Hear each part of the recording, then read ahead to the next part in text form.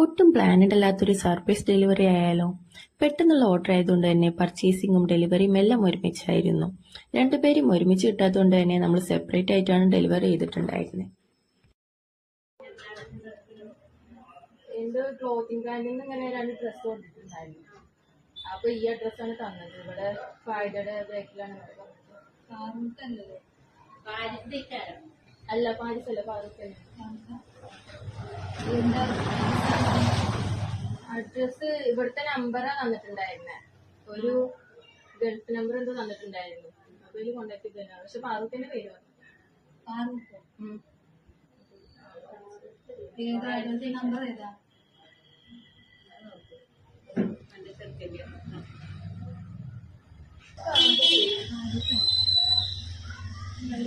ഫാറൂഖിന്റെ പേര്.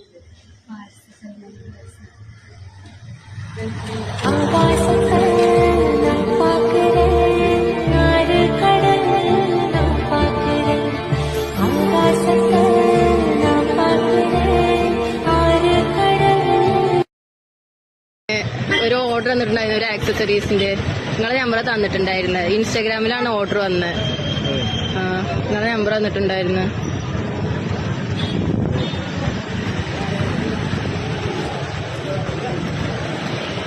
ഷിയാസ് എന്ന പേര് പറഞ്ഞത്.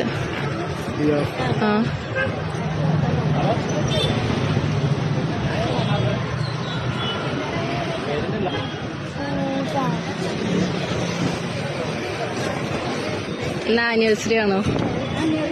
Happy anniversary. ആരാ തന്നു പറയാൻ പറ്റൂ?